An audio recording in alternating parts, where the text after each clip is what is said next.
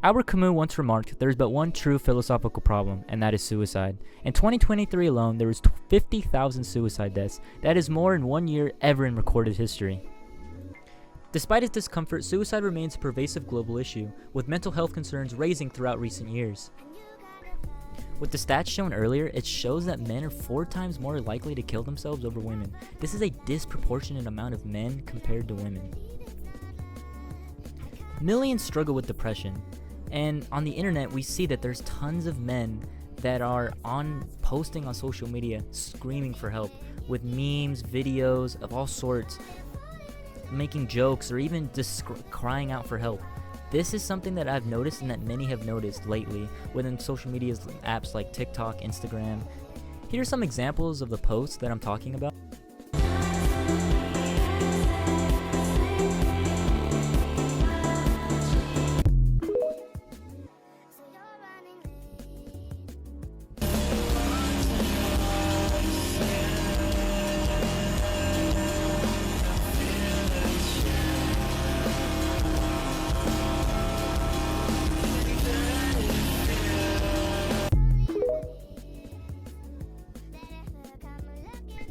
So why are men killing themselves at such a disproportionately high rate compared to women?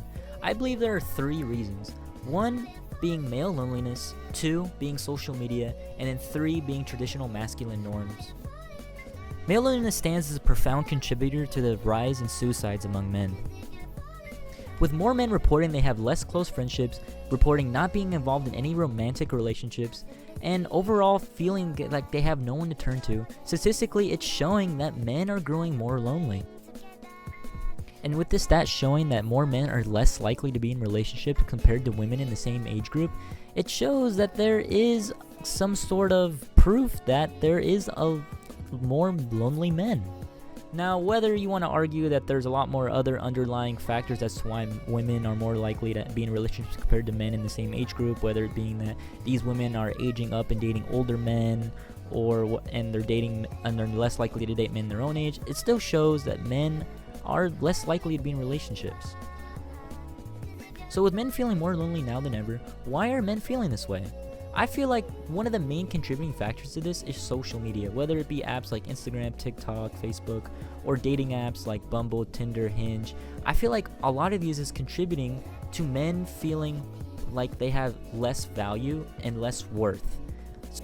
And with the advent of social media, we also have influencers in the manosphere, as like a lot of people like to say, such as Andrew Tate and people like that, saying that men inherently have no value. That unless you have a good job, you make a lot of money, you have a nice car, stuff like that, that you have no value. That unless you have these extremely hard to obtain things, you have no value.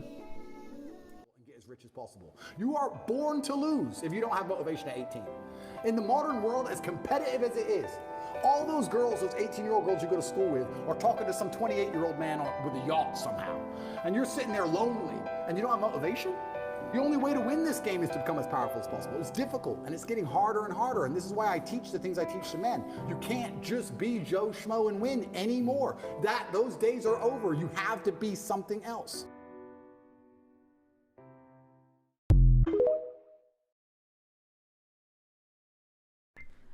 With social media making men feel like since they don't have these incredibly hard to obtain things, and also creating these incredibly unrealistic standards, it's making them feel like what's even the point? With an era dominated by digital interactions, superficial and hard to obtain standards have been created from both men and women alike. And with toxic forms of masculinity being spread around by these influencers, it shows that social media has been kind of a detriment in a lot of ways to men. Historically, men throughout many cultures cannot show emotion. It's seen to be feminine and it emasculates them. Throughout history, the idea that men cannot show emotions has been one that has pervaded throughout almost all of human history. The idea that when a man tries to go to other people to talk about how he's feeling is shown to be feminine, and it's supposed to be unmanly. But many mental health professionals have been considering that traditional masculine norms might actually be a detriment to men's mental health. Here we have the APA saying that traditional masculine norms is actually quite harmful for men psychologically. Here we have from Psychiatric News saying that men are less likely to not be diagnosed with depression because men are less likely to talk about their issues, which is a symptom of traditional masculinity. While individual resilience is still important, it's much more imperative that we understand how societal norms play into male suicide, and understanding how it affects it is one of the key ways that we're going to be able to enact change. Let's break the silence and let's have a genuine discussion and unravel the complexities of why men are committing suicide at such high rate. And together we can enact meaningful change and hopefully create a better society for everyone involved. It's as if I'm slowly fading out of existence. Because only you are here. Only myself? Without others to interact with, you cannot truly recognize your own image. My own image? That's right. In the act of observing others, you may find and recognize yourself.